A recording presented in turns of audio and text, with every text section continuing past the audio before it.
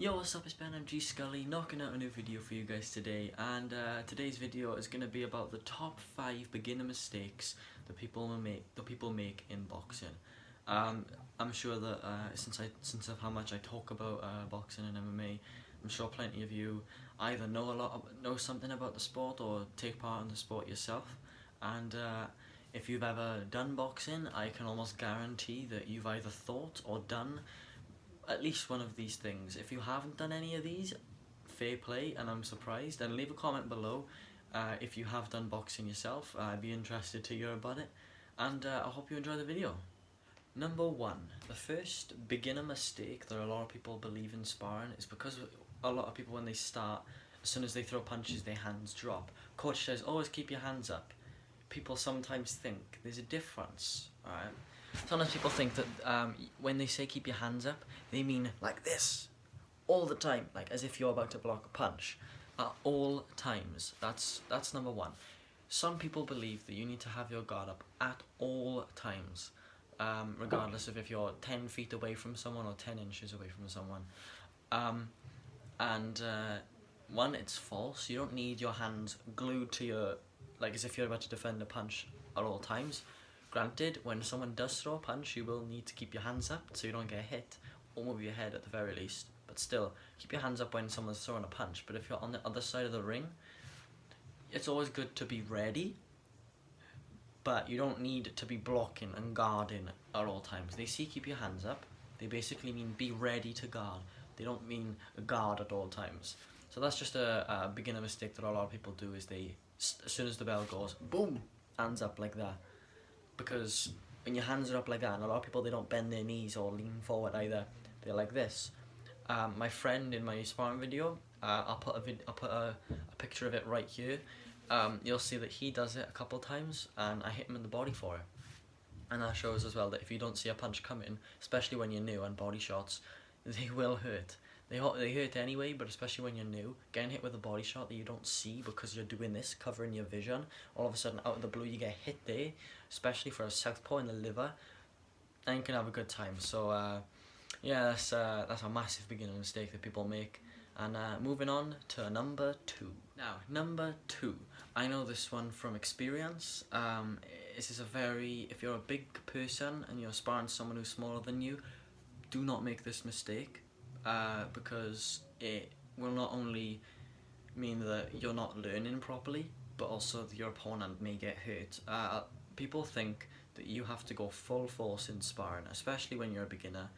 I know this from experience. I would throw hard in sparring, but when I first started boxing, I was half the size of the people that was put out opposite from me. If any of you seen my boxing story time video, which is also on my channel, go check that out if you haven't seen it. People believe that as soon as, not necessarily people believe, but people have a instinct of as soon as someone throws a punch or as soon as someone lands a punch, they're going to go for it and they're going to just go, windmill basically. And it's not good when you're sparring someone your own size, especially if they have experience, because they'll just pick you apart and counter you from wild shots. But if you're sparring someone who's shorter than you and smaller than you and, is just as inexperienced, they're not going to know how to defend themselves. And if you're windmilling at them, at someone half your size, you're going to hit them hard and you're going to hurt them. And I know this from experience. It took me about 3-4 months of sparring before I learned to block and defend myself properly, especially against someone who's bigger than me, and to be able to get out the corner. And in my fight with Nile Rudge, whenever I got put in the corner, I wouldn't move. It was only when he stopped throwing punches at me would I be able to leave. It was only then did I have any kind of defense mechanism, which was to block, and that was it. But before that, I used to look away from people. As soon as someone would start throwing punches at me, I would do that. My back would be in the corner, and I would do this, and I would just wait for the 2 minutes to be over. That's how inexperienced I was when this was happening to me, and it wasn't a fun time for me at the start when I was just learning sparring. But I know mistakes happen, and I understand, and sometimes I spar those people when I do have some defense, and I do a lot better. And it feels good then to know that I weren't doing bad just because I was bad. It was because I just didn't have the fundamentals there to learn. to be able to defend myself. But that's a massive mistake. Sparring is meant for 60%. You can negotiate and say, do you want to go a little lighter today? Do you want to go a little harder? Do you want to do technical sparring? But it's always good to remember that if you're just doing normal sparring, if 100% is obviously your full power, do 60 to 70%. It's a good amount of power to make someone buzzed if you hit them clean, so they remember to defend themselves, but not enough to seriously hurt them or risk them of getting some kind of, to risk getting knocked out basically. It can happen, but it minimises the risk a lot, and it stops people from getting injuries from sparring people who, if they didn't know any better, would have just been trying to beat them up. But moving on to number 3. Number 3. Now, I have to be serious on this one and less jokes. This one is quite a serious, something people falsely believe.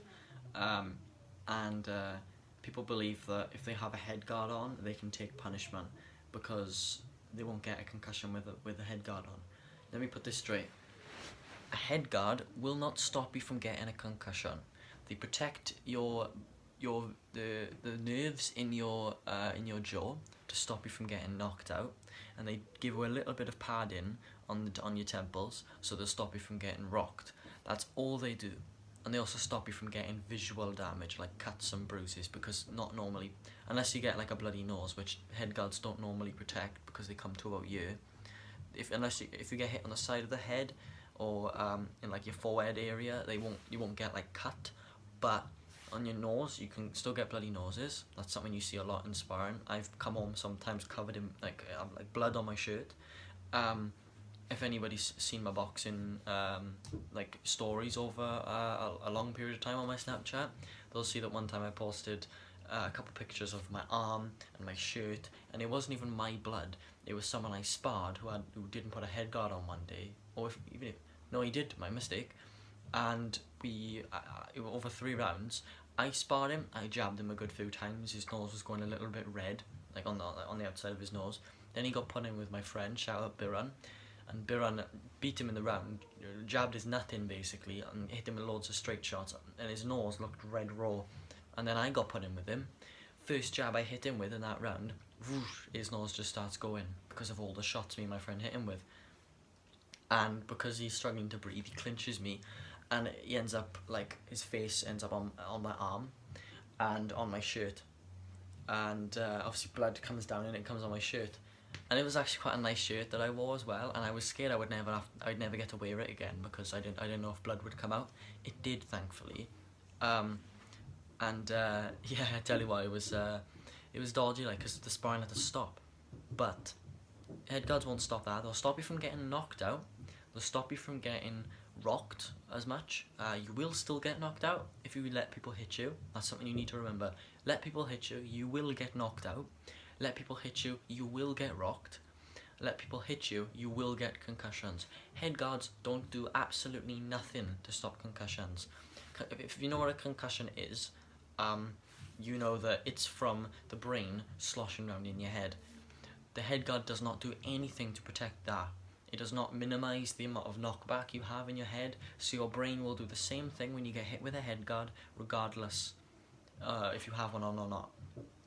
If you have a head guard, you get hit, your brain will slosh, and you can still get whiplash, you can still get concussions, and you can still get brain damage if you let yourself get hit for years. So if you're sparring and you're lackadaisical because you're not getting hurt too bad, it will hurt you in the future. You will get concussions if you let yourself get hit. So, like I said in step 1, keep your hands up. Be ready to defend because it's just as important as if you had one on or not. Because if you didn't have one on, yeah, there's a risk of concussions and getting knocked out. Yeah, it does take away the risk of getting knocked out and rocked and cut and bruised, but you will still get concussions and you can still get brain damage from head guards. More people, I swear I saw a statistic somewhere, and I don't know if this is true, don't take it as a fact, but I've heard that more people get concussions that are amateur boxers than professionals, because professionals will defend themselves to the best of their ability. So if they do get concussions, it's from them losing fights. But amateur boxers who were amateur for years in their life and they don't go professional and they have hundreds of amateur fights, not only are they fighting like every weekend or every 2 weeks, whereas professionals fight every couple of months, but also they lackadaisical and they all loosey-goosey about defending themselves because they got a head guard on. It's fine. It is not fine. Do not let yourself get hit if you can do something about it. Keep your hands up and defend yourself. If you have a head guard on, you will still get concussions. But that being said, moving on to number 4. So people believe this isn't like something that people think is true, but this is something a lot of people do in the heat of the moment if they lose in a spar, is that they think that if they want to get a big powerful shot, they're going to swing their whole body back and then swing for the bleachers, and if they miss, then they end up overreaching and, you know, throwing themselves 5 feet across the ring. That is not true.